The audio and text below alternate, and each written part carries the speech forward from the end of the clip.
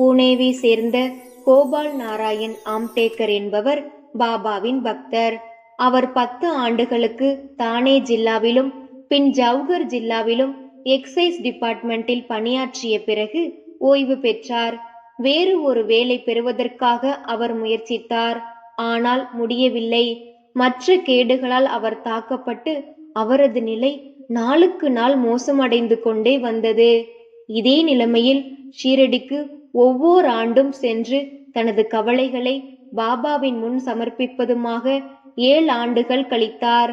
1916 அவரது நிலைமை மோசமாகி ஷீரடியிலேயே தற்கொலை செய்து கொள்வது என தீர்மானித்தார். எனவே தன் மனைவியுடன் ஷீரடிக்கு வந்து 2 மாதங்கள் தங்கியிருந்தார். ஒரு நாள் தீஷித் வாதாவின் முன்னால் உள்ள மாட்டு வண்டியில் அமர்ந்து கொண்டிருக்கும் போது பக்கத்தில் உள்ள ஒரு கிணற்றில் குதித்து தன் வாழ்க்கையை முடித்து கொள்ள அவர் தீர்மானித்து விட்டார். அவர் ஒரு மாதிரியாக என்ன, பாபா வேறு ஒரு விதமாக நடப்பித்தார். இந்த இடத்துக்கு சில அடி தூரத்தில் இருந்த ஒரு ஓட்டல் முதலாளியும் பாபாவின் அடியவருமான சகுன் என்பவர் வெளியே வந்து அவரிடம், அக்கல்கோட் மகாராஜின் இச்சரிதத்தை நீங்கள் எப்போதாவது படித்திருக்கிறீர்களா என்று கேட்டார். ஆம்டேக்கர் அவரிடமிருந்து அந்த நூலை வாங்கி படிக்கத் தொடங்கினார். எதேச்சையாக அல்லது தெய்வாதீனமாக கீழ்கண்ட ஒரு கதையை அவர் படிக்கத் தொடங்கினார். அக்கல்கோட் மகாராஜின் அடியவன் ஒருவன் தீர்க்கப்பட முடியாத ஒரு வியாதியால் மிகவும் அல்லலுற்று கொண்டிருந்தான். அந்த வேதனையை மேற்கொண்டு தாங்க முடியாமல் போகவே அவன் மனம் உடைந்து தனது தொல்லைகள் எல்லாம் ஒரு முடிவுக்கு கொண்டு வர ஒரு நாள் நள்ளிரவு கிணற்றில் குதித்து விட்டான். உடனே மகாராஜ் அங்கு வந்து அவனை தன் கரங்களாலேயே வெளியே எடுத்து, நல்லதோ கெட்டதோ உன் முந்தைய கர்மத்தின் பயனை நீ அடைந்தாக வேண்டும்.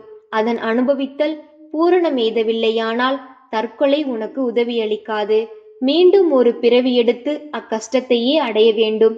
எனவே உன்னை நீயே கொன்று கொள்வதற்கு பதிலாக ஏன் இன்னும் கொஞ்சம் கஷ்டப்பட்டு உழைத்து முந்தைய கர்மத்தின் பலன்களையெல்லாம் முழுவதுமாக தீர்த்துவிடக்கூடாது என்றார். இந்த பொருத்தமான தக்க சமயத்தில் கிடைத்த கதையை படித்துவிட்டு ஆம்டேக்கர் மிகவும் ஆச்சரியப்பட்டார். உள்ளம் உருகினார். பாபாவின் குறிப்பை இக்கதையின் மூலம் அவர் பெற்றிருக்காவிட்டால் அவர் உயிருடன் இருந்திருக்க மாட்டார். பாபாவின் சர்வ வியாபித்துவத்தையும் தயாளத்தையும் கண்டு பாபா மேலுள்ள நம்பிக்கை அவருக்கு உறுதியாகி பாபாவின் பெரும் பக்தராகிவிட்டார். அவர் தந்தையார் அக்கல்கோட் மகாராஜின் பக்தராக இருந்தவர்.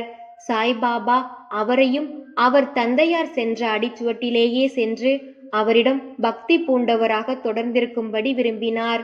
பின்னர் பாபாவின் ஆசீர்வாதம் பெற்றார். அவரின் எதிர்காலம் சிறப்புற தொடங்கியது. பின்னர் ஜோதிடம் படித்து அதில் திறமை பெற்று தனது செல்வத்தை பெருக்கினார். போதுமான பணத்தை சம்பாதிக்க அவரால் இயன்று தனது பிற்கால வாழ்வை சௌகரியமாகவும் வசதியாகவும் கழித்தார். ஸ்ரீ சாயியை பணிக. அனைவருக்கும் சாந்தி நிலவட்டும். அல்லாஹ் மாலிக்.